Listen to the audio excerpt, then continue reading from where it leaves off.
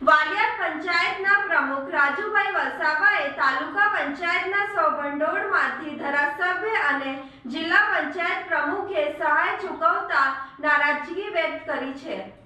વાલિયા તાલુકાના સિલોડી કોટ અને વટારિયા ગામમાં ભારે વરસાદને પગલે તારાજી સર્જાયા બાદ તાલુકા પંચાયતના પ્રમુખ રાજુભાઈ વસાવા અને ચૂંટાયેલ બોડીને જાણ બહાર ધારાસભ્ય રીતેશ વસાવા અને જિલ્લા પંચાયત પ્રમુખ ડિમ્પલબેન રાજ દ્વારા અસરગ્રસ્તોને સહાય ચૂકવવા માટે તાલુકા પંચાયતના 100 ભંડારની રકમમાંથી ખર્ચ કરી સહાય ચૂકવણીના બિલ બનાવીને ચેક વિતરણને બોગસ હોવાના સાથે તાલુકા પંચાયતની ચૂંટાયેલ બોડીને જાણ કર્યા વિના આ કૃત્ય આચર્યો હોવાના આક્ષેપ કર્યા હતા અને તાલુકા વિકાસ અધિકારીએ જિલ્લા પંચાયત પ્રમુખ અને ધારાસભ્યના હસ્તે ચેક વિતરણ કરી ચેક પરત લઈ હલકી પ્રસિદ્ધિ મેળવવા આ કૃત્ય કર્યો હોવાના આક્ષેપ કર્યા હતા। સાથે પત્ર લખી દિન 3માં આ બાબતે ટીડીઓ પાસે ખુલાસો માંગ્યો છે। 3/7/2026 રોજ જે વાલિયા તાલુકાની અંદર વરસાદ વરસ્યો એમાં જે ગામોમાં નુકસાન થયું છે એ ગામોનું એક કોંઢ, વટારિયા, સિલુડી અને અન્ય ગામોમાં પણ નાના મોટા નુકસાનો થયેલ છે। પરંતુ ગઈકાલે એક વિડીયો વાયરલ થતાં એનો હું ખુલાસો કરવા માટે આ મીડિયાના માધ્યમથી લોકોને જણાવું છું કે ધારાસભ્યશ્રી અને જિલ્લા પંચાયતના પ્રમુખ વાલિયા તાલુકામાં આવી સિલુડી, કોંઢ અને વટારિયા ગામે જઈને જે ચેકનું વિતરણ કરેલું છે એ ચેકનું વિતરણ હાવ બોગસ છે। કારણ કે એ તાલુકા પંચાયતની સભંડોળની રકમ છે અને એવી અમારે તાલુકા પંચાયતમાં અમને પણ કોઈપણ જાતની જાણ કર્યા વગર તાલુકા પંચાયતના તાલુકા વિકાસ અધિકારીએ આ ચેકોનું વિતરણ ધારાસભ્ય અને પ્રમુખ જિલ્લા પંચાયતના હસ્તે કરાવેલ અને ચેકો પરત લાભાર્થી પાસેથી લઈ લીધેલા હોય તો આ સસ્તી પ્રસિદ્ધિ મેળવવા માટે આ કાર્ય કરેલો હોવાનું ફલિત થાય છે। તો હું તમામ આ લાભાર્થી મિત્રોને જણાવું છું કે આ ખાલી એક તમારી સાથે બનાવટી ખેલ ઊભો કરીને ચેક આપીને પૈસા આપવાની જે વાત કરી છે એ તદ્દન વાહિયાત છે। કારણ કે આ લોકો એ લોકોની અંદર એક સારો માહોલ ઊભો થાય એ બાબતની એક સાજિશ કરીને આ કાવતરું રચેલુંનું માલુમ પડે છે। તો મિત્રો હું ધારાસભ્યશ્રીને પણ જણાવું છું કે તમારી અંદર જે કાર્યકરો છે એ પણ તમને સીધી સારી સૂચના આપતા નથી અને તમે પણ આ તાલુકાના અને જે મોભી છે ધારાસભ્ય તરીકે તો તમારે પણ જાગૃત નાગરિકોને સલાહ સૂચન પૂછીને આનું જે આયોજન થાય એ રીતના તમારે પણ ચાલવું જોઈએ।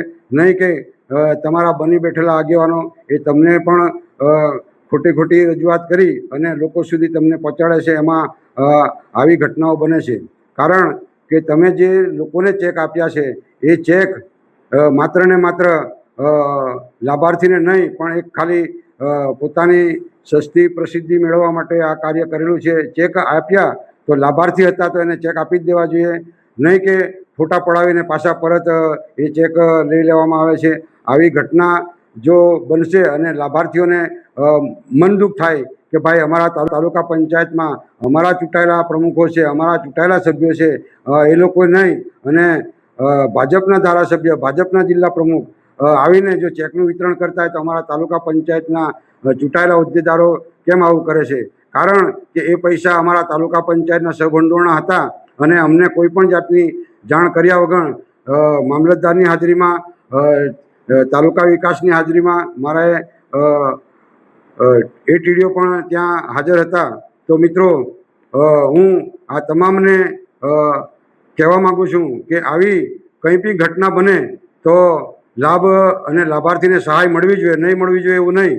સરકાર વધુમાં વધુ સહાય આપે એવી અમારી ઈચ્છા છે। પરંતુ જે બાબતમાં તમે પોતાની છબી સાફ કરવા માટે આવી જે ચાલો એ યોગ્ય નથી। કારણ કે લોકો તમારા કાર્યકારને સારી રીતના સમજી ગયેલા છે હવે, એટલે લોકોને ઉલ્લુ બનાવવાનું બંધ કરો અધિકારીઓને પણ આ ગેરમાર્ગે દોરીને તમે આ કાર્ય કરાવેલું છે એમાં અમે સંમત નથી. અને ટીડીઓ સાહેબને પણ હું કહેવા માગું છું કે જ્યારે તાલુકા પંચાયતનું સભંડોળ હોય તો એમાં તમારે પોતાની મનમાની કરીને પોતાએ આવું આયોજન ન કરવું જોઈએ. તાલુકાના ચૂંટાયેલા પદાધિકારીઓ છે એમને પણ વાકેફ કરવું જોઈએ. એમને વાકેફ ન કરવાનું કારણ પણ તમારે આપવું પડશે, એનો ખુલાસો પણ તમારે કરવું પડશે. મેં તમને આ બાબતમાં લેટર પણ લખ્યો છે, તો લેટરનો જવાબ મને દિન 3માં આપશો એવી હું આશા રાખું છું. કારણ કે આ તાલુકાની અંદર ટોટલી ટ્રાઇબલ એરિયો છે. ટ્રાઇબલ એરિયામાં જો આવી ઘટના બને અને ભાજપ એની પોતાની છબી છાપ કરવા માટે, ચોખ્ખી પ્રસિદ્ધિ મેળવવા માટે આ જે કાર્ય કરતા હોય એમાં અમે આને સખત શબ્દોમાં વખોડી કાઢીએ છીએ. કારણ કે એ પૈસા તાલુકા પંચાયતના સભંડોળના હતા, નહીં કે કોઈ બીજી જગ્યાથી પૈસા આવેલા. જિલ્લા પંચાયતમાં પણ સભંડોળ હોય છે, ધારાસભ્યની પણ અલગ ગ્રાન્ટ હોય છે. તો એ ગ્રાન્ટ પણ તમે સિરુડી ગામમાં 5 લાખની જે જાહેરાત કરી છે તો એનું આયોજન કેવી રીતના થાય છે એ લોકો જાણે છે, તલાટી જાણે છે, સરપંચ જાણે છે. એટલે એ લોકો જે પ્રોસિજર કરશે અને પછી જ તમારા પૈસા જે તે ગામમાં જે તે કામમાં એનું એ કરશે. માટે તમે જે જાહેરાત કરી એ બરાબર છે, પણ લોકોને ઉલ્લુ બનાવવાનું બંધ કરો. કેમ કે સાથે મળીને કામ કરશું તો એ કામ કરવામાં મજા આવશે. અમારા ચૂંટાયેલા અમને લોકોએ ચૂંટીને મોકલેલા છે, ચૂંટીને બેસાડેલા છે, નહીં કે કોઈના અમારા પોતાના ઘરેથી અમે ડાયરેક્ટ આવીને બેઠા છીએ. તો આવી ઘણી બધી બાબતો ગયા વર્ષોમાં પણ આવી ઘટનાઓ બની છે. અને જે કામોના જે વિકાસના કામો જે રહી ગયા છે એ કામો જાણીબૂજીને આ તમારા કાર્યકર્તાએ કર્યું છે. વચમાં પણ મેં એક લેટર લખ્યો છે. 25 ગામોમાં કામો ફળવાયા છે અને 33 ગામોમાં કામો ફળવાયા નથી. તો શા માટે તમે નથી એમાં ધ્યાન આપતા? જ્યારે ટ્રાઇબલ એરિયામાં નાની મોટી ફરિયાદો પણ થાય છે ત્યારે કેમ તમે કંઈ બોલતા નથી? કોઈ પણ માણસ હોય, ખોટી ફરિયાદને ખોટી ફરિયાદ કહેવામાં તમને શું તકલીફ થાય છે એનો પણ તમારે ખુલાસો આપવો જોઈએ.